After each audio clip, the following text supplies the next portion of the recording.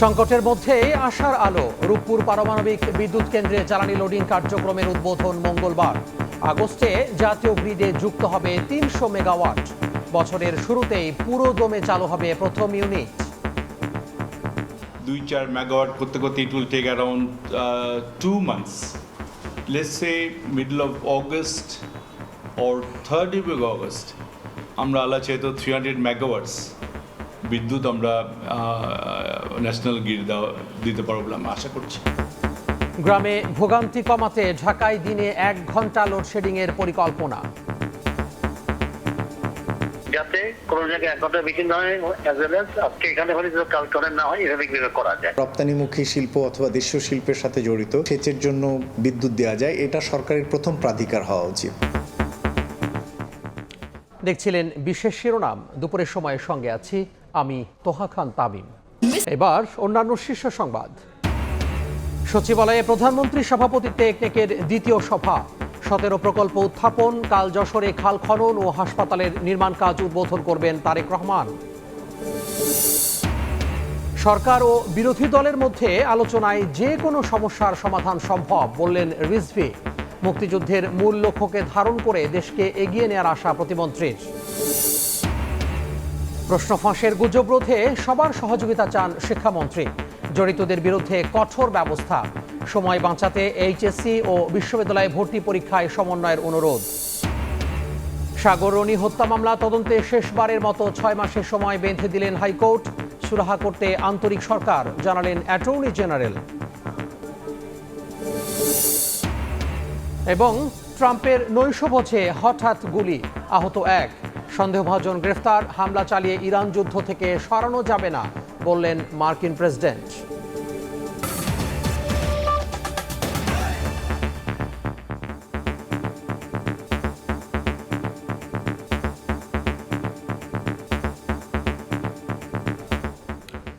সংকটের মধ্যেই আশার আলো দেখাচ্ছে রূপপুর পারমাণবিক বিদ্যুৎ কেন্দ্র। এর জ্বালানি লোডিং কার্যক্রমের উদ্বোধন হতে যাচ্ছে মঙ্গলবার। এরপর বিভিন্ন ধাপ পেরিয়ে আগস্টে প্রথম ইউনিট থেকে ৩০০ মেগাওয়াট বিদ্যুৎ জাতীয় গ্রিডে যুক্ত হতে পারে বলে আশাবাদী বিজ্ঞান ও প্রযুক্তি মন্ত্রী। জানান, ডিসেম্বর বা জানুয়ারিতে পুরো দমে বিদ্যুৎ মিলতে পারে রূপপুরের প্রথম ইউনিট থেকে। ফারুক ভুঁইয়া রবিনের রিপোর্ট। পদ্মার তীরে পাবনার ঈশ্বরদীতে রাশিয়ার সহযোগিতায় চলছে দেশের সবচেয়ে বড় প্রকল্প 2400 মেগাওয়াট ক্ষমতার রূপপুর পারমাণবিক বিদ্যুৎ কেন্দ্রের নির্মাণযজ্ঞ। পরীক্ষামূলক নানা ধাপ পেরিয়ে গত 16 এপ্রিল প্রকল্পটি পেয়েছে জ্বালানি লোডিংয়ের অনুমোদন। এর মধ্য দিয়ে নতুন মাইলফলকের অপেক্ষায় রূপপুর। মঙ্গলবার দেশের প্রথম পারমাণবিক বিদ্যুৎ প্রকল্পটির প্রথম ইউনিটে আনুষ্ঠানিকভাবে শুরু হতে যাচ্ছে ফুয়েল লোডিং কার্যক্রম। আর এই আনুষ্ঠানিকতা সরেজমিনে দেখতে রূপপুরে থাকবেন বিজ্ঞান ও প্রযুক্তি মন্ত্রী, রুশ ঠিকাদার প্রতিষ্ঠান রোসাটম মহাপরিচালক, আন্তর্জাতিক পরমাণু শক্তি সংস্থা আইএ প্রতিনিধি সহ প্রকল্পের শীর্ষ কর্মকর্তারা। মাননীয় প্রধানমন্ত্রী আমাদের নির্দেশ দিয়েছিলেন যে যত তাড়াতাড়ি পারি আমরা এই রূপপুর পারমাণবিক প্ল্যান্টটা যত তাড়াতাড়ি পারি আমরা আমাদের কমিশন করা উচিত। এবং ওনার নির্দেশ মতো আমরা প্রিপারেশন নিয়েছি। জ্বালানি লোডিংয়ের পরও পেরোতে হবে পরীক্ষামূলক নানা পর্যায়। এরপর সব ঠিক থাকলে আগস্টের মাঝামাঝি কিংবা শেষ সপ্তাহে জাতীয় গ্রিডে মিলতে পারে 300 মেগাওয়াট বিদ্যুৎ। ধাপে ধাপে চলতি বছরের ডিসেম্বর কিংবা আগামী বছরের জানুয়ারিতে রূপপুরের প্রথম ইউনিট থেকে পুরোদমে বিদ্যুৎ পাওয়ার আশায় নীতি নির্ধারকরা। এর 1 বছর পর পূর্ণ সক্ষমতায় উৎপাদনে আসতে পারে দ্বিতীয় ইউনিটও। 15 দিন লাগবে ফুয়েল লোডিংটা, আবার বাকি 15 দিন লাগবে টেস্টিংটা। 2-4 মেগাওয়াট করতে করতে it will take around 2 months. Let's say middle of August or 3rd week of August আমরা আল্লাহ চাইতো 300 megawatts বিদ্যুৎ আমরা ন্যাশনাল গ্রিড দিতে পারবো বলে আমরা আশা করছি। এদিকে রূপপুরের ফুয়েল লোডিংয়ের আনুষ্ঠানিকতায় যাওয়ার আগে মঙ্গলবার সকালে প্রধানমন্ত্রীর সঙ্গে রোসাটম মহাপরিচালকের সৌজন্য সাক্ষাতের কথা রয়েছে। ফারুক ভুঁইয়া রবিন, সময় সংবাদ, ঢাকা। গ্রামে ভোগান্তি কমাতে পরীক্ষামূলকভাবে রাজধানীতে দিনে 1 ঘন্টা লোডশেডিং করতে চায় সরকার। সন্ধ্যার পর সরবরাহ নিরবচ্ছিন্ন রাখার পরিকল্পনা বিদ্যুৎ বিভাগের। পাশাপাশি এলাকাভিত্তিক ভারসাম্য রাখা হবে বলে জানান কর্মকর্তারা। সাইফুল ইসলামের ছবিতে ফারুক ভূঁইয়া রবিনের আরও একটি রিপোর্ট। গরম আসতেই দেশের নানা জায়গায় তীব্র লোডশেডিং, বিপর্যস্ত জনজীবন, নেতিবাচক প্রভাব ব্যবসা বাণিজ্য, সেচ কার্যক্রম আর উৎপাদন খাতে। বিদ্যুৎ থাকে না বললেই চলে, ইভেন যখন চলে যায় 1-2 ঘন্টার উপরে সময় চলে যায় তখন হচ্ছে বিদ্যুৎ আসার কোনো নাম নাই। কারেন্টে অতিরিক্ত জ্বালাই আছে, প্রচুর কারেন্ট যায় আর গেলার খবর নেই। বেশি গরমে রাত্রেবেলা কারেন্ট থাকে না, সারাদিন কারেন্ট থাকে না। 2.5 থেকে 3,000 মেগাওয়াট বিদ্যুৎ ঘাটতিতে দেশের নানা এলাকায় যখন হাঁসফাঁস অবস্থা, রাজধানী ঢাকায় তখন অনেকটাই স্বস্তির ছাপ। যে কারণে গ্রাম শহরে বিদ্যুৎ বৈষম্য নিয়ে উঠছে নানা প্রশ্ন। এমন পরিস্থিতিতে ঢাকাতেও পরীক্ষামূলকভাবে 110 মেগাওয়াট করে লোডশেডিং করার কথা জানান বিদ্যুৎ প্রতিমন্ত্রী। বৈষম্য মুক্ত করবার জন্য আমরা শহরেও প্রয়োজনে লোডশেডিং এর সিদ্ধান্ত নিয়েছি। বিদ্যুৎ বিভাগ বলছে গ্রামে ঘাটতি কমিয়ে আনতে ঢাকায় লোডশেডিং এর পরিকল্পনা। এর মাধ্যমে গ্রামীণ অর্থনীতি, কৃষি ও সেচ কার্যক্রমে বিদ্যুৎ সরবরাহ নিশ্চিত করাই লক্ষ্য। এখন প্রশ্ন হচ্ছে ঢাকায় কিভাবে সমন্বয় হবে 110 মেগাওয়াট লোডশেডিং। বিদ্যুৎ বিভাগের পরিকল্পনা ঢাকায় আপাতত দুপুরের দিকে লোডশেডিং করে সন্ধ্যায় সরবরাহ স্বাভাবিক রাখা। প্রাথমিকভাবে রাজধানীর এলাকাগুলোতে দৈনিক লোডশেডিং 1 ঘন্টার মধ্যে সীমিত রাখতে চায় বিদ্যুৎ বিভাগ। এছাড়া অর্থনৈতিক দিক বিবেচনায় যথাসম্ভব নিরবিচ্ছিন্ন সরবরাহ থাকবে শিল্প কারখানা এলাকায়, যাতে কোনো জায়গায় 1 ঘন্টা বেশি না হয়, অ্যাজ ওয়েল অ্যাজ আজকে এখানে হলে কাল করেন না হয়, এভাবে করা যায়। সবই কিন্তু যেহেতু 100% ওইটাই মানতে হবে এমন কথা নাই। এটা এলডিসি ইচ্ছা করলে তার মধ্যে করেও করতে পারবে, যাতে শিল্প বা এই কাজের বেশি এফেক্টেড না হয়। সেই জন্য আমরা সবসময় একটা আমরা প্রায়োরিটি দিয়ে থাকি শিল্প কারখানা এলাকাগুলো। বিশ্লেষকরা বলছেন বিদ্যুৎ বন্টন নীতির ক্ষেত্রে অগ্রাধিকারে রাখতে হবে খাদ্য নিরাপত্তা, অর্থনীতি, উৎপাদন খাত ও মানবিক দিক। সর্বোচ্চ মাত্রায় যাতে সেচের জন্য বিদ্যুৎ দেওয়া যায়, এটা সরকারের প্রথম প্রাধিকার হওয়া উচিত। দ্বিতীয় যেটি হওয়া উচিত যে শিল্প কারখানা যারা রপ্তানিমুখী শিল্প অথবা দেশীয় শিল্পের সাথে জড়িত, তাদের জন্য বিদ্যুতের সরবরাহটি স্বাভাবিক রাখার চেষ্টা করা। এছাড়া হাসপাতালগুলোতে নিরবিচ্ছিন্ন বিদ্যুৎ থাকাটি গুরুত্বপূর্ণ। বর্তমানে দেশে বিদ্যুৎ উৎপাদন হচ্ছে 12 থেকে 14,000 মেগাওয়াট। ধারণা করা হচ্ছে চলতি মৌসুমে সর্বোচ্চ চাহিদা দাঁড়াতে পারে 18,500 মেগাওয়াট। ফারুক ভূঁইয়া রবিন, সময় সংবাদ, ঢাকা। বিএনপি সরকারের দ্বিতীয় ও চলতি অর্থ বছরের 10ম জাতীয় অর্থনৈতিক পরিষদের নির্বাহী কমিটি একনেকের বৈঠক শেষ হয়েছে। সচিবালয়ে অনুষ্ঠিত বৈঠকে সভাপতিত্ব করেন প্রধানমন্ত্রী তারেক রহমান। বৈঠক শেষে পরিকল্পনা প্রতিমন্ত্রী জোনায়েদ সাকি জানান, বৈঠকে 17টি প্রকল্পের মধ্যে 15টি নিয়ে আলোচনা হয়েছে। চলমান যেসব প্রকল্প বিগত সরকারের আমলে নেওয়া, সেগুলো পর্যালোচনা করা হচ্ছে।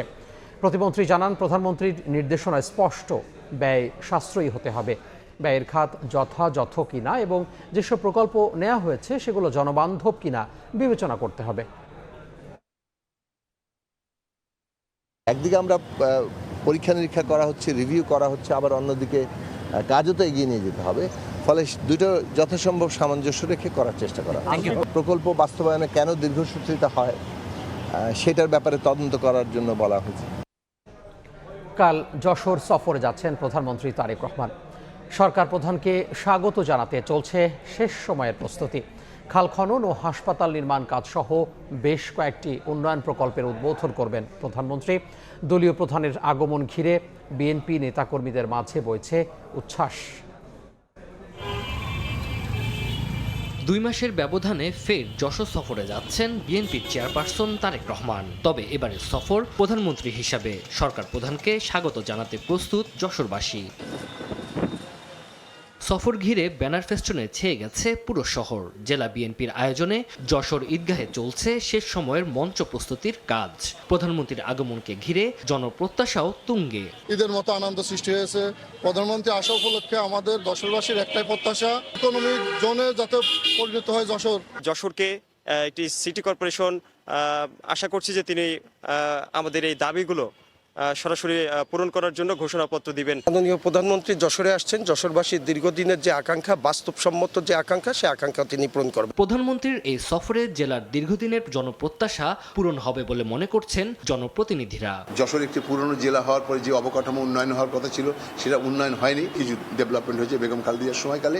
আমি মনে করি আবার সেই গতি সঞ্চালন হবে। শহীদ রাষ্ট্রপতি জিয়াউর রহমান এবং দেশনেত্রী বেগম খালেদা জিয়ার ধারাবাহিকতায় তাদের যোগ্য উত্তরসূরি তারেক রহমানও ইনশাল্লাহ যশোরের উন্নয়নে উদার চিত্তেই তিনি ভূমিকা রাখবেন। এদিকে প্রধানমন্ত্রীর সফর নির্বিঘ্ন করতে সব ধরনের ব্যবস্থা নেওয়া হয়েছে বলে জানিয়েছে জেলা প্রশাসক। নিরাপত্তা, দ্বিতীয়ত আমাদের যেহেতু নির্বিঘ্ন করতে হবে সফরটাকে, সেই জন্য যে অবৈধ স্থাপনাগুলো আছে আমাদের রাস্তার পাশে এবং টুকটাক যে মেরামত সংস্কারের কাজ আছে একেবারেই যেগুলি বিভিন্ন দপ্তর করছে, এই ক্ষেত্রেও আমাদের উচ্ছেদ অভিযান অথবা অভিযান পরিচালনা করে সেটাকে নির্বিঘ্ন করার জন্য রাস্তার পাশে যে স্থাপনা এগুলি সরানোর কাজ চলছে। 1976 সালে তৎকালীন রাষ্ট্রপতি জিয়াউর রহমান নিজ হাতে খননকৃত উলাশী যদুনাথপুর খাল পুনঃখননের কাজের উদ্বোধন করবেন প্রধানমন্ত্রী। এছাড়া যশোর মেডিকেল কলেজের 500 শয্যা হাসপাতালের ভিত্তিপ্রস্তর স্থাপন, যশোর ইনস্টিটিউট পাবলিক লাইব্রেরি পরিদর্শন ও জেলা বিএনপির জনসভায় ভাষণ দেবেন তারেক রহমান। সময় সংবাদ, যশোর। প্রধানমন্ত্রীর সফরের বিস্তারিত জানাতে যশোর ঈদগাহ ময়দানে আছেন রিপোর্টার জুয়েল মৃধা। আমরা সরাসরি যুক্ত হব তার সঙ্গে। প্রধানমন্ত্রীর আগমনকে ঘিরে এখন শেষ মুহূর্তের প্রস্তুতি চলছে। আপনাদেরকে জানিয়ে রাখি যে 4টি ভেন্যুতে প্রধানমন্ত্রী যাবেন, সেই ভেন্যুগুলোতে এখন নিরাপত্তা চেকিং চলছে। বিশেষ করে সেনাবাহিনী এবং র্যাবের ডগ স্কোয়াড নিয়ে কিন্তু এই নিরাপত্তা ভেন্যুগুলোতে নিরাপত্তা ব্যবস্থা জোরদার করা হচ্ছে। এখন এই টিমটি আছে যেখানে জনসভা হবে যশোর ঈদগাহ ময়দান, সেখানে তারা কিন্তু প্রায় আধা ঘন্টা ধরে এই মাঠটি কোনা কোনা তল্লাশি করে দেখছে যে আসলে নিরাপত্তা কোনো ঘাটতি আছে কিনা, এবং এই পুরো তল্লাশি শেষে এই মাঠটিকে সিল করে দেওয়া হবে আগামীকালকের জনসভার আগ পর্যন্ত। আর আপনার মাধ্যমে দর্শককে জানিয়ে রাখি যে প্রধানমন্ত্রী কালকে এসে শুরুতেই তার প্রথম কর্মসূচি হবে যশোরের সারসার উলসী খাল পুনর্খননের মাধ্যম দিয়ে। এই খালটি তার পিতা জিয়াউর রহমান খনন করেছিলেন এবং দীর্ঘদিন পর এই খালটি আবার পুনঃখননের উদ্যোগ নিয়েছে সরকার, এবং প্রধানমন্ত্রী সেখান থেকে এসে যশোর মেডিকেল কলেজ হাসপাতালের 500 শয্যার যে হাসপাতাল মেডিকেল কলেজে, সেই হাসপাতালের নির্মাণ কাজের উদ্বোধন করবেন। সেখান থেকে প্রধানমন্ত্রী চলে যাবেন যশোর ইনস্টিটিউটে, একটি প্রাচীন প্রতিষ্ঠান, 175 বছরের প্রতিষ্ঠান। এই প্রতিষ্ঠানে তিনি পরিদর্শন শেষে সার্কিট হাউসে অবস্থান করবেন এবং বিকেল 3:30 নাগাদ তিনি যশোর ঈদগাহ ময়দানে বিশাল এক জনসভায় অংশ নেবেন। এই যে প্রধানমন্ত্রী সফর, এই সফরকে ঘিরে সাধারণের মানুষের ভিতরে, দলীয় নেতাকর্মীদের ভিতরে ব্যাপক উৎসাহ উদ্দীপনা বিরাজ করছে। তারা নানান রকম প্রত্যাশা নিয়ে আছে, দীর্ঘদিনের দাবি দেওয়া আছে। তারা মনে করছে যে প্রধানমন্ত্রী এবারের এই সফরে এবং জনসভায় যশোরের উন্নয়নে যে দাবিগুলো আছে সেই দাবিগুলোর বিষয়ে নির্দিষ্ট রূপরেখা দেবেন এবং যশোরের উন্নয়নকে ত্বরান্বিত করবেন। এই ছিল যশোর থেকে আমার কাছে সর্বশেষ। সহকর্মী জুয়েল মৃধা যুক্ত হয়েছিলেন যশোর থেকে। সরকার ও বিরোধী দলের মধ্যে আলোচনার মাধ্যমে যে কোনো সমস্যার সমাধান সম্ভব বলে মন্তব্য করেছেন বিএনপির সিনিয়র যুগ্ম মহাসচিব রুহুল কবির রিজভী। ক্ষমতায় আসার পর প্রধানমন্ত্রী তারেক রহমান সব ধরনের প্রস্তুতি পালন করছেন বলেও জানান তিনি। শহীদ প্রেসিডেন্ট জিয়াউর রহমান ও সাবেক প্রধানমন্ত্রী বেগম খালেদা জিয়ার সমাধিতে শ্রদ্ধা জানানোর পর মুক্তিযুদ্ধ বিষয়ক প্রতিমন্ত্রী ইশরাক হোসেন বলেন, মুক্তিযুদ্ধের মূল লক্ষ্যকে ধারণ করে এগিয়ে যাবে দেশ। রোববার সকালে শহীদ প্রেসিডেন্ট জিয়াউর রহমান ও সাবেক প্রধানমন্ত্রী মরহুমা বেগম খালেদা জিয়ার সমাধিতে শ্রদ্ধা জানাতে আসেন জাতীয়তাবাদী মুক্তিযুদ্ধের প্রজন্ম দলের নবগঠিত কেন্দ্রীয় কমিটির সদস্যরা। প্রধান অতিথি ছিলেন প্রধানমন্ত্রীর রাজনৈতিক উপদেষ্টা ও বিএনপির সিনিয়র যুগ্ম মহাসচিব রুহুল কবির রিজভী আহমেদ। কমিটির সভাপতি হিসেবে উপস্থিত ছিলেন মুক্তিযুদ্ধ বিষয়ক প্রতিমন্ত্রী ইশরাক হোসেন। শ্রদ্ধা নিবেদন শেষে নবগঠিত কমিটির ভবিষ্যৎ পরিকল্পনা নিয়ে কথা বলেন মুক্তিযুদ্ধ বিষয়ক প্রতিমন্ত্রী ইশরাক হোসেন। জানান, মুক্তিযুদ্ধের প্রকৃত ইতিহাস সারা দেশে তুলে ধরবে নতুন কমিটি। মুক্তিযুদ্ধের মূল লক্ষ্য চেতনাকে আমরা বাস্তবায়ন করে বাংলাদেশকে একটা স্বাধীন, সার্বভৌম এবং একটি গণতান্ত্রিক রাষ্ট্র হিসেবে প্রতিষ্ঠার জন্য আমরা মুক্তিযুদ্ধকে বুকে ধারণ করে আগামী দিনে এগিয়ে যাব ইনশাল্লাহ। জ্বালানি সংকট দেশের নিজস্ব সংকট নয় মন্তব্য করে বিএনপির সিনিয়র যুগ্ম মহাসচিব রুহুল কবির রিজভী বলেন, ক্ষমতায় আসার পর সব ধরনের প্রতিশ্রুতি পালন করছেন প্রধানমন্ত্রী তারেক রহমান। সরকারের কাছে অনুরোধ করব, এই রুফটপ সোলার প্যানেলে যে ট্যাক্স আছে সেই ট্যাক্স শূন্যের কাছাকাছি নিয়ে আসো এবং এর যন্ত্রাংশ আমদানি করতে যে ধরনের ট্যাক্স দিতে হয়, ট্যারিফ দিতে হয়, সেটা কমিয়ে দিন। সরকারি ও বিরোধী দলের মধ্যে আলোচনার মাধ্যমেই সব বিতর্কের অবসান সম্ভব বলেও জানান তিনি। আলোচনার মধ্যে দিয়েই বিভিন্ন ধরনের যে বিতর্কগুলো, সেই বিতর্কের অবসান হওয়া সম্ভব। আমরা যদি গণতন্ত্রকে সাবলীল, স্বতঃস্ফূর্ত এবং শক্তিশালী করতে চাই, পরস্পরের মধ্যে আলোচনার কোনো বিকল্প নেই। হামের প্রকোপ মোকাবিলায় আগে থেকেই স্বাস্থ্য মন্ত্রণালয়ের প্রস্তুতির দরকার ছিল বলেও মন্তব্য করেন রুহুল কবির রিজভী। বুলবুল রেজা, সময় সংবাদ, ঢাকা। প্রশ্ন ফাঁসের গুজব রোধে সবার সহযোগিতা চেয়েছেন শিক্ষামন্ত্রী। এ নিয়ে বিভ্রান্ত না হওয়ার আহ্বান জানিয়েছেন শিক্ষার্থী ও অভিভাবকদেরও। সরকার গুজব প্রতিরোধে সতর্ক জানিয়ে শিক্ষামন্ত্রী বলেন, জড়িতদের বিরুদ্ধে নেওয়া হচ্ছে কঠোর ব্যবস্থা। এছাড়া সময় বাঁচাতে এইচএসসি ও বিশ্ববিদ্যালয় ভর্তি পরীক্ষায় সমন্বয়ের অনুরোধ জানান তিনি। বিশ্ব মেধা সত্য দিবস উপলক্ষে আলোচনা সভা আয়োজন করে বিশ্ববিদ্যালয় মঞ্জুরি কমিশন। রোববার সকালে ইউজিসি মিলনায়তনে আয়োজিত অনুষ্ঠানের উদ্বোধন করেন শিক্ষামন্ত্রী ডক্টর আ.ন.ম এহসানুল হক মিলন। এ সময় শিক্ষামন্ত্রী বলেন, উচ্চ শিক্ষার জন্য বিদেশে গিয়ে দেশের মেধা সম্পদ হারিয়ে যাচ্ছে কিনা সে বিষয়ে ইউজিসিকে খেয়াল রাখতে হবে। বেকারত্ব দূর করতে পাবলিক বিশ্ববিদ্যালয়গুলোকে ইতিবাচক ভূমিকা রাখতে হবে বলেও মন্তব্য করেন তিনি। আমাদের ইন্টেলেকচুয়াল প্রপার্টি অন্য দেশে গিয়ে রেজিস্ট্রেশন ট্রেডমার্ক পাচ্ছে, কিন্তু আমরা আমাদের দেশে তা করতে পাচ্ছি না। কিন্তু আমাদের কি সেই পরিসংখ্যান রয়েছে কি প্রপার্টি ব্রেইন ড্রেইন হয়ে যাচ্ছে বিকজ আমাদের সরকার এবং আমাদের প্রচেষ্টার অভাব থাকার কারণে?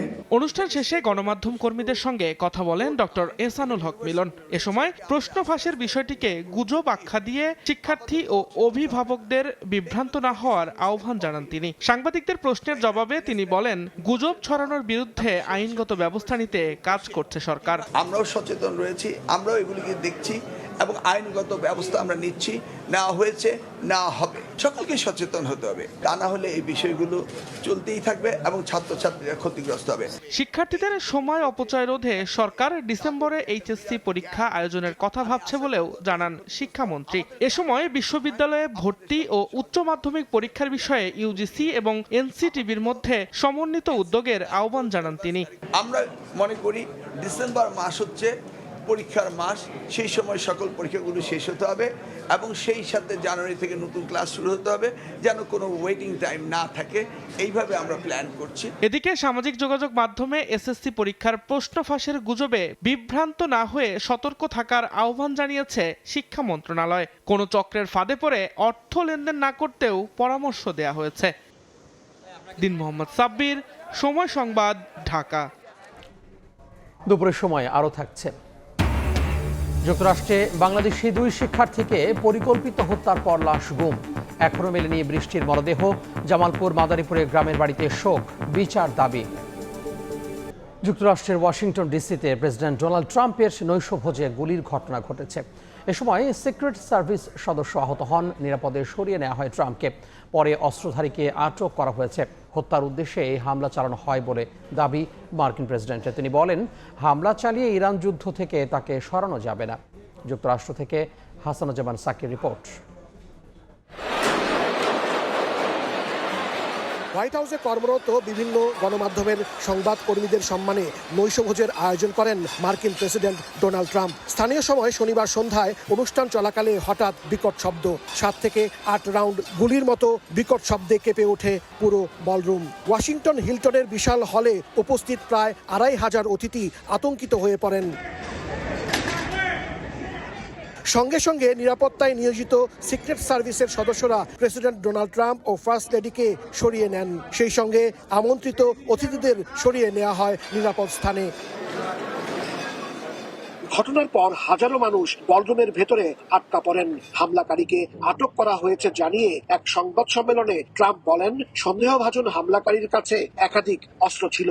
অস্ত্রধারীকে সম্ভাব্য হত্যাকারী হিসেবেও সম্বোধন করেন ট্রাম্প। মার্কিন প্রেসিডেন্সিকে অন্যতম বিপজ্জনক পেশা আখ্যা দিয়ে তিনি জানান, হামলা চালিয়ে ইরান যুদ্ধ থেকে সরানো যাবে না। যদিও ট্রাম্পের বিশ্বাস, এই ঘটনায় ইরানের কোনো সংশ্লিষ্টতা নেই।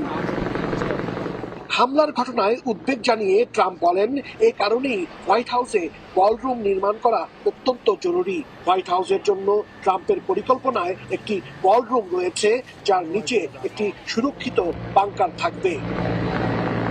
হোয়াইট হাউসের আয়োজনে নৈশভোজে গুলির ঘটনায় কেউ হতাহত হয়েছে কিনা কিংবা কি উদ্দেশ্যে গুলির ঘটনা ঘটেছে তা এখনও জানা যায়নি। মার্কিন প্রেসিডেন্ট ডোনাল্ড ট্রাম্প জানিয়েছেন হোয়াইট হাউসের সংবাদদাতাদের নিয়ে 30 দিনের মধ্যে এই নৈশভোজের আয়োজন তিনি আবারও করবেন। হাসানুজ্জামান সাকি, সময় সংবাদ, যুক্তরাষ্ট্র। যুক্তরাষ্ট্রের সাউথ ফ্লোরিডা বিশ্ববিদ্যালয়ের পিএইচডি শিক্ষার্থী বাংলাদেশি জামিল মিলন লিমন ও নাহিদা বৃষ্টি হত্যাকাণ্ডে অভিযুক্ত হিশাম আবু গারবের বিরুদ্ধে অভিযোগ দায়ের করেছে পুলিশ। এদিকে বাংলাদেশি দুই শিক্ষার্থী হত্যার ঘটনা যুক্তরাষ্ট্র জুড়ে চাঞ্চল্যের সৃষ্টি করেছে। ফ্লোরিডা থেকে হাসানুজ্জামান সাকির আরও একটি রিপোর্ট। যুক্তরাষ্ট্রে উচ্চতর পড়াশোনা করতে এসে জীবন দিলেন দুই বাংলাদেশি শিক্ষার্থী জামিল আহমেদ লিমন ও নাহিদা সুলতানা বৃষ্টি। জামিলের রুমমেট ফিলিস্তিনি বংশোদ্ভূত হিশাম আবু গারবের হাতে নির্মমভাবে খুন হন তারা। শুক্রবার জামিলের মরদেহ উদ্ধার হলেও এখন পর্যন্ত উদ্ধার হয়নি বৃষ্টির মরদেহ। তদন্তকারী সংস্থার ধারণা বৃষ্টিকে হত্যার পর তার দেহ কয়েক টুকরো করে নদীতে ফেলে দেওয়া হয়েছে। তদন্তকারী সূত্রগুলো বলছে হিশাম শুরুর দিকে পুলিশকে সহযোগিতা করলেও এখন মুখ খুলছে না। শনিবার ফ্লোরিডার হিলসবোরো কাউন্টি শেরিফের অফিস জানিয়েছে অভিযুক্ত হিশামের বিরুদ্ধে পরিকল্পিত ও উদ্দেশ্য প্রণোদিতভাবে 2টি হত্যার অভিযোগ আনা হয়েছে। যুক্তরাষ্ট্রে এমন হত্যাকে ফার্স্ট ডিগ্রি মার্ডার বলে।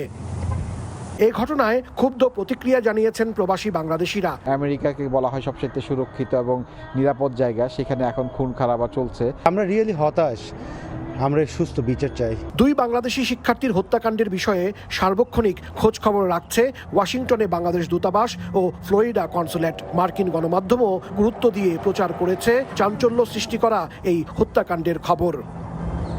ইউনিভার্সিটি অফ সাউথ ফ্লোরিডায় পড়াশোনা করেন কয়েকশো বাংলাদেশি। তাদের মতো যুক্তরাষ্ট্রের প্রবাসীরাও এই ঘটনায় স্তম্ভিত। পুলিশ এখনও এই দুই বাংলাদেশি শিক্ষার্থীর হত্যাকাণ্ডের প্রকৃত কারণ জানাতে পারেনি। হাসানুজ্জামান সাকি, সময় সংবাদ, ফ্লোরিডা, যুক্তরাষ্ট্র। এদিকে যুক্তরাষ্ট্রে বাংলাদেশি দুই শিক্ষার্থী হত্যাকাণ্ডের ঘটনায় জামালপুর ও মাদারীপুরে গ্রামের বাড়িতে চলছে মাতম। শোকে স্তব্ধ পুরো এলাকা। জড়িতদের বিচার দাবি করেছেন নিহতের স্বজন ও এলাকাবাসী।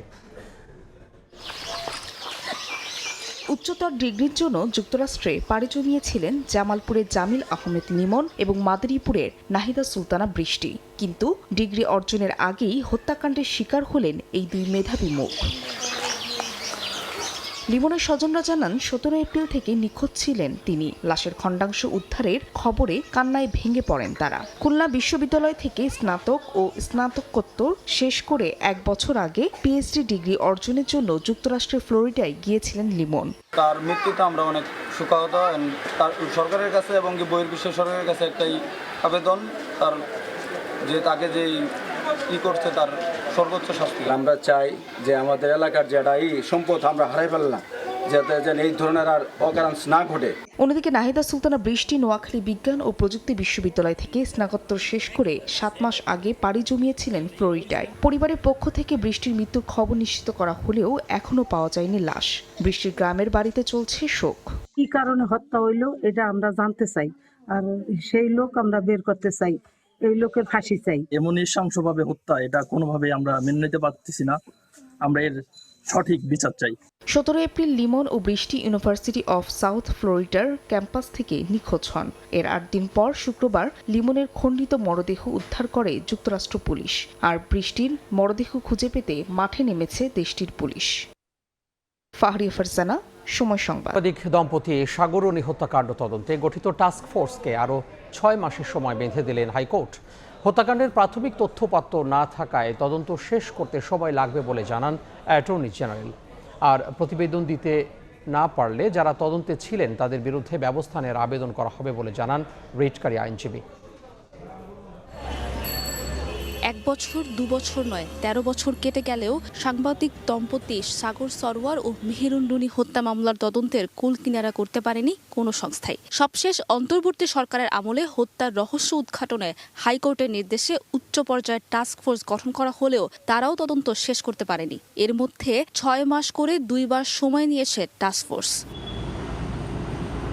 হাইকোর্টকে জমা দেওয়া সাগর রুনি হত্যা মামলার টাস্ক ফোর্সের অগ্রগতি প্রতিবেদন থেকে জানা যায় আগের কোনো নথি উদ্ধার করতে পারেনি তারা। পরে সাগর রুনি হত্যাকাণ্ডের তদন্ত শেষ করার জন্য আরও 6 মাস সময় চেয়ে আবেদন করা হয়। উচ্চ আদালত তা মঞ্জুর করেন।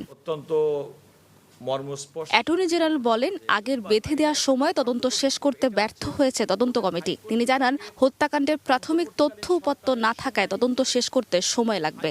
ওই সময় যারা প্রাথমিকভাবে তদন্তের দায়িত্বে ছিলেন, যারা তথ্য প্রমাণ নিয়েছেন, তার কোনো নিয়মতান্ত্রিক হস্তান্তর বর্তমান টাস্ক ফোর্সের উপরে হচ্ছে না এবং তারা সে সমস্ত তথ্যের ক্ষেত্রে তারা কোনো অ্যাক্সেস পাচ্ছেন না। এটা হচ্ছে মূল বাধা। আলোচিত এই মামলায় একাধিক সাংবাদিককে জিজ্ঞাসাবাদ করেছে টাস্ক ফোর্স। গ্রেফতার হয়ে জেলে আছেন 7 জন। রিটকারী আইনজীবী জানান, এত বছর পরেও হত্যার কুল কিনারা করতে না পারা হতাশাজনক। যাদের সঙ্গে কথা বলেছেন তাদেরকে তো 6 মাসের মধ্যে বাংলাদেশে পাওয়ার কোনো সম্ভাবনা আমি দেখছি না। কোথায় পাবেন তৎকালীন আইজিপিকে?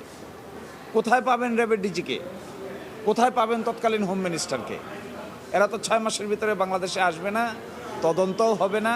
2012 সালের 11 ফেব্রুয়ারি ঢাকার পশ্চিম রাজাবাজারে নিজ বাসায় খুন হন সাংবাদিক দম্পতি সাগর সারোয়ার ও মেহেরুন রুনি। এই হত্যাকাণ্ডের তদন্ত প্রতিবেদন দাখিলের সময় এ পর্যন্ত 125 বার পিছিয়েছে বিচারিক আদালত। সাবিনা মজুমদার, সময় সংবাদ, ঢাকা। দুপুরের সময় আরও থাকছে। চট্টগ্রামে প্রথম টি20তে কাল মুখোমুখি বাংলাদেশ নিউজিল্যান্ড। ওয়ানডের আত্মবিশ্বাস নিয়ে জয়ে সিরিজ শুরুর আশা। অভিষেক হতে পারে রিপন মন্ডল ও সাকলাইনের।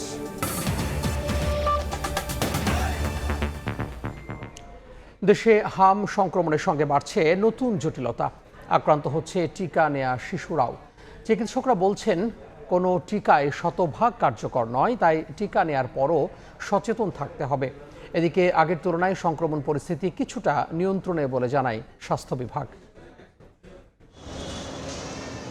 শিশুর কান্না আর স্বজনের উৎকণ্ঠা ডিএনসিসি হাসপাতালের শিশু ওয়ার্ড জুড়ে।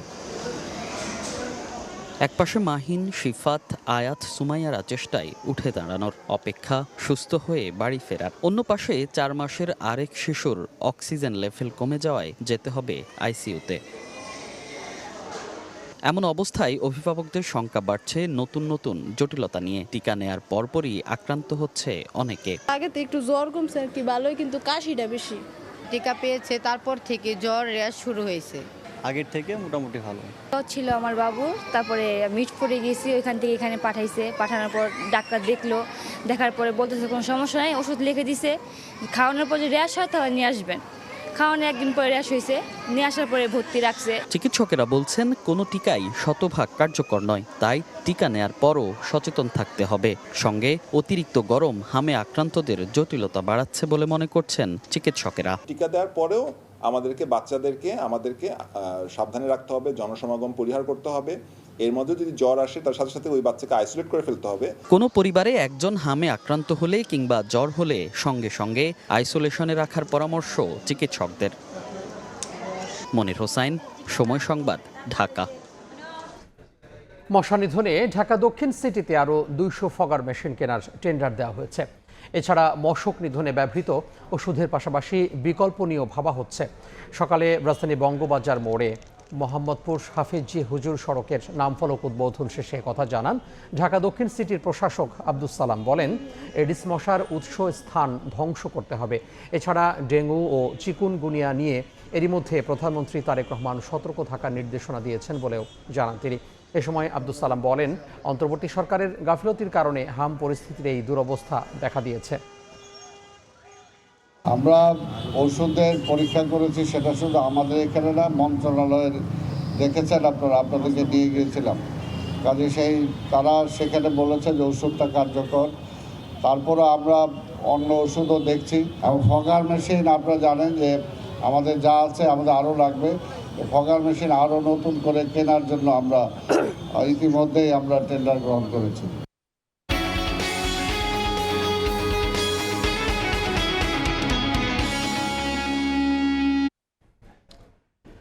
খরচের ভারে অনেকটা চিড়ে চ্যাপ্টা মধ্যবিত্ত।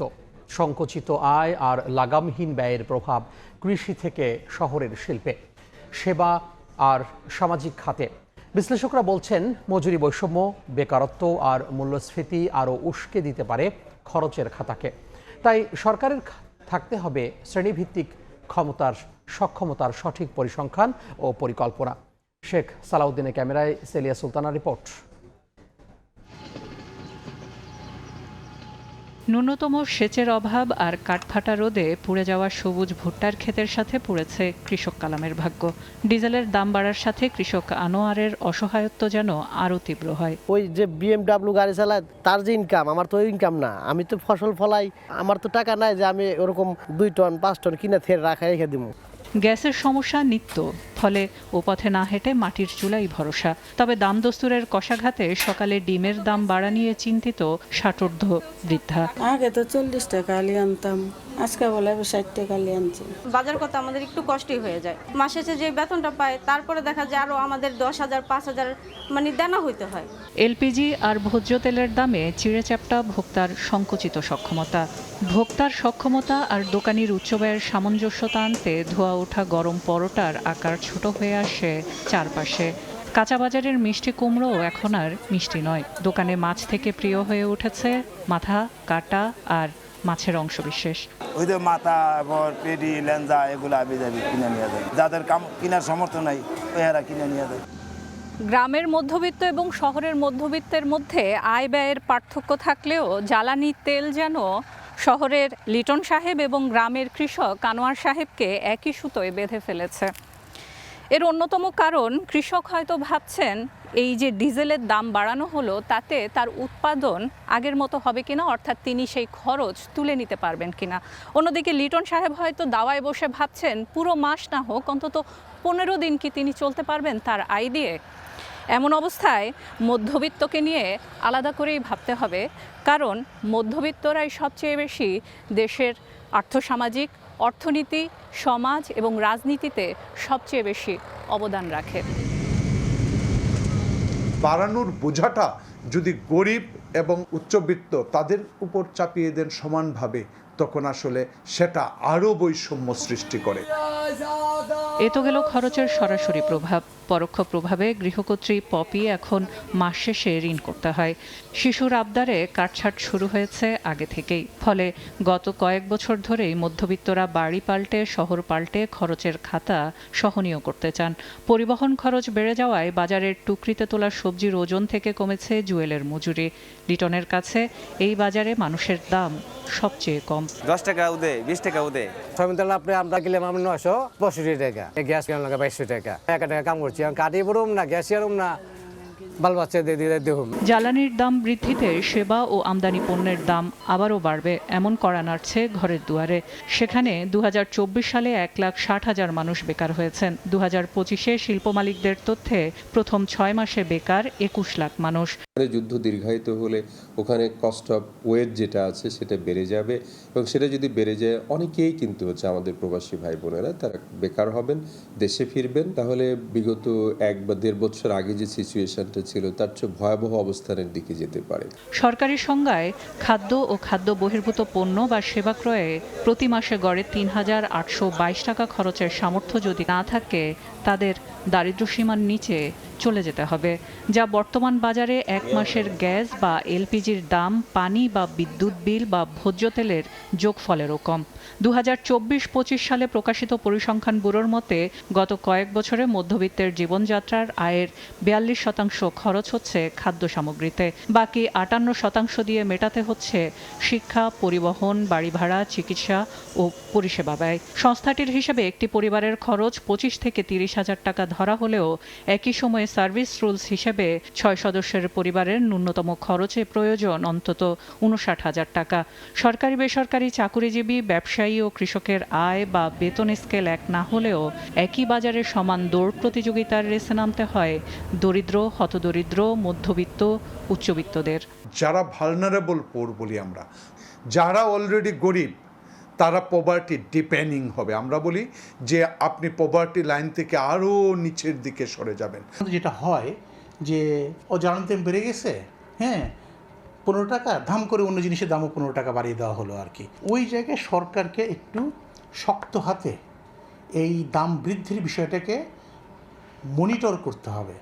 2022 সালে দারিদ্র্য হ্রাসের হার 18.7% নেমে আসলেও 25-এ তা বেড়ে দাঁড়িয়েছে 21.2%। ফলে সংকুচিত আয়ের সাথে সব শিশুদের স্কুলে ধরে রাখা যায়নি। এমনকি পরিবারগুলোর খাদ্য পুষ্টিতে আপোস করায় দেশের সার্বিক উৎপাদনশীলতাতেও আঘাত করবে ভবিষ্যতে। সেলিয়া সুলতানা, সময় সংবাদ। জ্বালানি তেলের মূল্য সমন্বয় ও ফুয়েল পাস চালুর পর থেকে স্বস্তি ফিরতে শুরু করেছে ফিলিং স্টেশনগুলোতে। অধিকাংশ পাম্পে নেই দীর্ঘ সারি, অপেক্ষা করতে হচ্ছে না ঘন্টার পর ঘন্টা। তবে ফুয়েল পাসের সার্ভার জটিলতায় ভোগান্তিতে পড়ছেন অনেক গ্রাহক।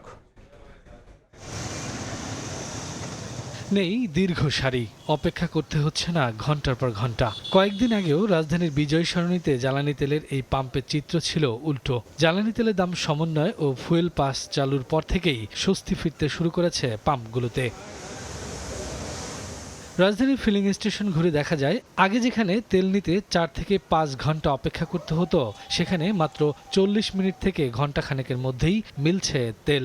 আজকে লাইন মোটামুটি কম আর কি, মনে করেন আমি ধরে আসছি লাইনে, তো এমনিতে অন্য সময় মহাখালী ব্রিজ পর্যন্ত লাইন ছাড়া চলে যায়, বাট আজকে দেখলাম যে ওই সিরিয়ালটা নাই। আমি 13 ঘন্টাতেও লাইনে দাঁড়িয়ে তেল নিছি, আজকে 1.5-2 ঘন্টা সর্বোচ্চ। তবে অনেকেই বিপাকে পড়ছেন ফুয়েল পাস নিয়ে। সার্ভার জটিলতা আর সরকারের লিমিট নির্ধারণের জন্য তেল পাচ্ছেন না বলে দাবি অনেকের। আমাদের দৈনিক 5 লিটার তেল লাগে, আমাদের 60 লিটার তেলে আমাদের কোনোদিনই এক মাস যাওয়া সম্ভব না। ফুয়েল পাসে এখন কিউআর কোডে নিচ্ছে না, একটু আগে নিচ্ছে এখন নিচ্ছে না, কিউআর কোডের সমস্যা। আমাদের যে ফুয়েল পাস এটা তো আমরা বাসার থেকেও করি, কিন্তু করলে হয় কি আসার পর ইউরো দেখায়, মানে নেটওয়ার্ক সার্ভার ডাউন দেখায়, তখন আমাদের করণীয় কি? একজনের মাধ্যমে নেটটা নিয়ে ডাউনলোড করছে, এখন এখানে এসে দেখাচ্ছে এটা মানে অ্যাপসটা ঠিক না। সরকারকে ফুয়েল পাসে তেলের লিমিট বাড়ানোর পাশাপাশি সার্ভার জটিলতার বিষয়ে নজর দেওয়ার দাবি গ্রাহকদের। শফিকুজ্জামান রুবেল, সময় সংবাদ, ঢাকা। টাঙ্গাইলে নদীর পাড়ে গর্ত করে পুঁতে রাখা মা ও নবজাতক শিশুর মরদেহ উদ্ধার করা হয়েছে। 20 এপ্রিল রাতে মির্জাপুরের গুন্টিয়া গ্রামের রোহজং নদীর পাড়ের গর্ত থেকে মরদেহ দুটি উদ্ধার করে পুলিশ। পরদিন ময়নাতদন্ত শেষে বেওয়ারিশ হিসেবে কবরস্থানে দাফন করা হয়। পুলিশ জানায়, ওই নারী 5 মাসের অন্তঃসত্ত্বা ছিলেন। 8 থেকে 10 দিন আগে তাকে হত্যা করে মরদেহ বস্তাবন্দি করে পুঁতে রাখা হয়।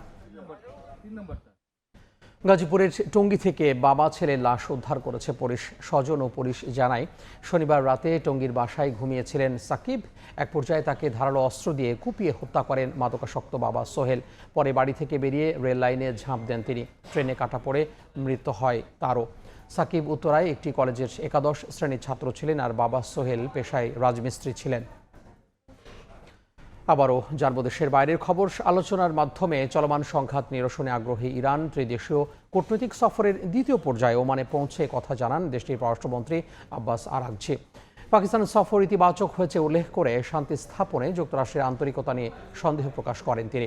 এদিকে ইরানে যুদ্ধবিরতি শেষ করার কথা এখনও ভাবেননি বলে জানিয়েছেন মার্কিন প্রেসিডেন্ট ডোনাল্ড ট্রাম্প। আর ফের হামলা হলে কড়া জবাবের হুঁশিয়ারি দিয়েছে IRGC।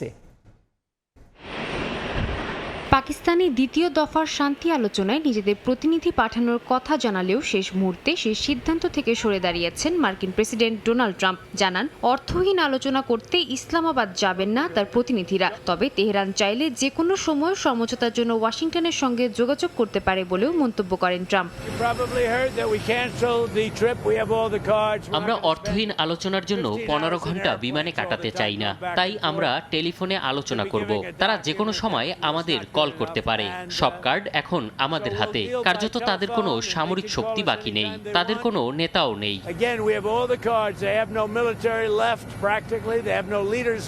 যুদ্ধবিরতি শেষ করার বিষয়ে সাংবাদিকদের প্রশ্নের উত্তরে মার্কিন প্রেসিডেন্ট জানান, এ বিষয়ে এখনও তিনি ভাবেননি। যে বা যারাই বর্তমানে ইরানের প্রশাসনিক ক্ষমতায় রয়েছে তাদের সঙ্গে তিনি চুক্তি করতে প্রস্তুত বলে উল্লেখ করেন। তবে পরমাণু কর্মসূচির বিষয়ে যুক্তরাষ্ট্র তাদের সিদ্ধান্তে অটল বলে জানান প্রেসিডেন্ট।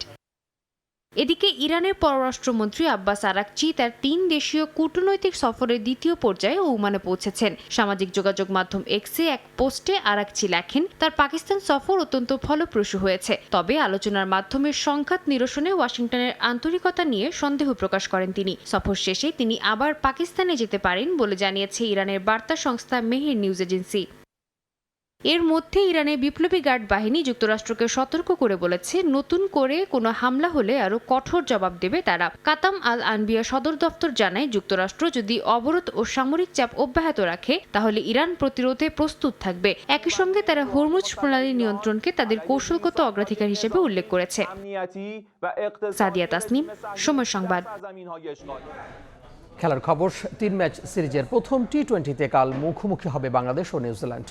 চট্টগ্রামে ম্যাচ শুরু হবে বেলা 2টায়। ওয়ানডে সিরিজের প্রথম ম্যাচে হারলেও শেষ 2 ওয়ানডে ম্যাচ জিতে আত্মবিশ্বাসে তুঙ্গে আছে বাংলাদেশ। পাকিস্তানের পর নিউজিল্যান্ডের বিপক্ষে দাপুটে জয় 2027 বিশ্বকাপে সরাসরি অংশগ্রহণের পথ অনেকটাই সহজ করেছে টাইগারদের। এবার টি-20 সিরিজ জয়ের মিশন টাইগারদের। চট্টগ্রামে নিউজিল্যান্ডকে হারিয়ে জয়ে সিরিজ শুরুর আশা লিটন দলের। প্রথম ম্যাচ সামনে রেখে সকাল 10টা থেকে সাগরিকায় অনুশীলন করেছে টাইগাররা। ব্যাটিং, বোলিং ও ফিল্ডিং 3 বিভাগেই ভুল শুধরে নেওয়ার চেষ্টা করেছেন ক্রিকেটাররা। টি-20 সিরিজে বিশ্রামে রাখা হয়েছে পেসার মোস্তাফিজ ও তাসকিনকে। অভিষেকের অপেক্ষায় আছেন pace bowling allrounder Abdul Gaffar Saqlain ও রিপন মন্ডল। যেহেতু ওয়ার্ল্ড কাপ অনেক দেরি, সো স্টিল এনাফ টাইম যে প্লেয়ারগুলোকে গ্রো আপ করার জন্য সময়, মানে ম্যাচ খেলানোর একটা ভালো সুযোগ এই মুহূর্তে। যেহেতু ইন্টারন্যাশনাল গেম প্রত্যেকটা প্লেয়ারের জন্য খুবই ইম্পর্টেন্ট, আমার মনে হয় তারা এইভাবেই চিন্তা করবে এবং বাংলাদেশের ফরে খেলার জন্য যা যা করণীয় দরকার, যে উইনিং মাইন্ডসেটআপটা দরকার, সেটা নিয়ে মাঠে নামবে। একটা ভালো দিক যে এই বছরে যে 9টা ওয়ানডে টি-20 হবে, 3টাই ভালো টিমের সাথে এবং ব্যাক টু ব্যাক সিরিজগুলো আছে, তো এটা একটা পজিটিভ সাইন যে আমরা একবার খেললে পরের সিরিজটাও আমাদের জন্য একটু হলেও তুলনামূলকভাবে ইজি হয়ে যাবে। এ পর্যায়ে শীর্ষ সংবাদগুলো জানিয়ে দিব আরও একবার। সংকটের মধ্যে আশার আলো, রূপপুর বিদ্যুৎ কেন্দ্রে জ্বালানি লোডিং কার্যক্রমের উদ্বোধন মঙ্গলবার। আগস্টে প্রথম ইউনিট থেকে জাতীয় গ্রিডে যুক্ত হবে 300 মেগাওয়াট। প্রকল্প নেয়ার ক্ষেত্রে ব্যয় সাশ্রয়ী হওয়ার নির্দেশ প্রধানমন্ত্রীর। যথার্থতা ও জনবান্ধব কিনা বিবেচনায় রাখার পরামর্শ। একনেক সভায় 13 প্রকল্প অনুমোদন। এবং প্রশ্ন ফাঁসের গুজব রোধে সবার সহযোগিতা চান শিক্ষামন্ত্রী। জড়িতদের বিরুদ্ধে কঠোর ব্যবস্থা। সময় বাঁচাতে এইচএসসি ও বিশ্ববিদ্যালয় ভর্তি পরীক্ষায় সমন্বয়ের অনুরোধ।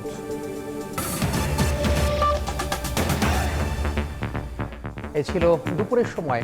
এরপর বিভাগীয় সময় নিয়ে সঙ্গে থাকবেন সহকর্মী ওমর ইনান। ধন্যবাদ তামিম। বিভাগীয় সময় নিয়ে আসছি কিছুক্ষণ পর, সঙ্গে থাকুন সময়ে।